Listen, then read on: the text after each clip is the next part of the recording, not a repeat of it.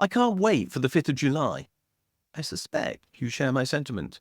You are probably bored by this election campaign, and I'm beginning to get that way. Why? Because I'm not hearing anything new. We know we're going to get a Labour government. We don't know how big the majority will be. We don't know how many Tories will really lose their seats. We don't know how many cabinet ministers are going to face the Michael Portillo moment as they see their whole political aspiration vaporize in front of their eyes during the course of the early hours of the 5th of July. But we do know that things are going to change. And yet they're also not going to change. Because as we know, Keir Starmer appears to be devoid of ideas. Rachel Reeves is offering us the idea that stability is change. In other words, let's stick with what we know. And I don't really think that I'm convinced by that argument, and I suspect you're not either. So why am I looking forward to the 5th of July? Because I think life begins again. By that I mean we then need to create the ideas that are going to be the platform on which the next general election is going to be fought. We need some big ideas. We need the ideas that are transformative, that will make sure that we as a society can survive the challenges that we're going to face between now and 2050 and beyond. And 2050 is a real problem because 2050 is when we've got to have delivered net zero. So what are those ideas that I think are so critical that we will have to look at after 5th July? The first one is something I'm going to call, for now, RIBs. We need RIBs.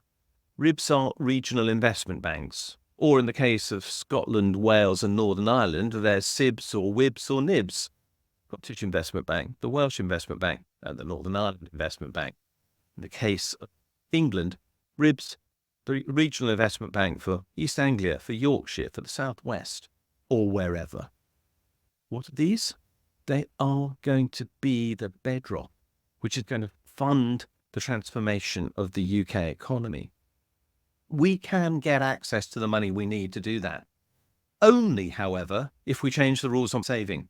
You may well have seen other videos that I have made in which I talk about changing the rules on ISA saving in the UK and pension saving in the UK, so that ISA savings are directed into the funding new social infrastructure in this country, and that 1/4 of all new pension contributions in the UK are similarly directed into investment in new social infrastructure in this country.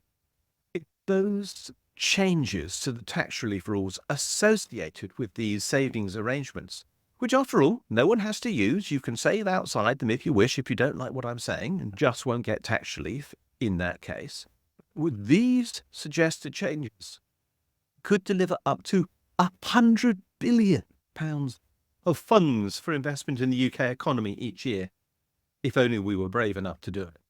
Then, presuming we had that money, those regional or national investment banks could be the mechanism for delivery. They could decide where we need transport infrastructure. They could coordinate the supply of new power infrastructure and hospitals and schools and social housing. They could organise the carbon armies of people that we need to literally make our houses insulated and power stations by putting solar panels on them, for example, so that we could have the future that we need. It is possible. This is an example of what I mean by what we need to do after the 5th of July. We need to think up the totally transformative ideas that can be the basis for a 2029 election campaign, either by one of the parties that we've already heard of or by somebody else. Because without radical change to this country, which has been totally absent as a point of discussion, in this election campaign, we're not going to make it as a country. We're not going to manage the challenges that we face. After the 5th of July, we've got to have our thinking caps on. I've suggested one idea. There are many more. But the point is, unless we work on them, unless we make them deliverable, unless we win support for them, we're in deep trouble.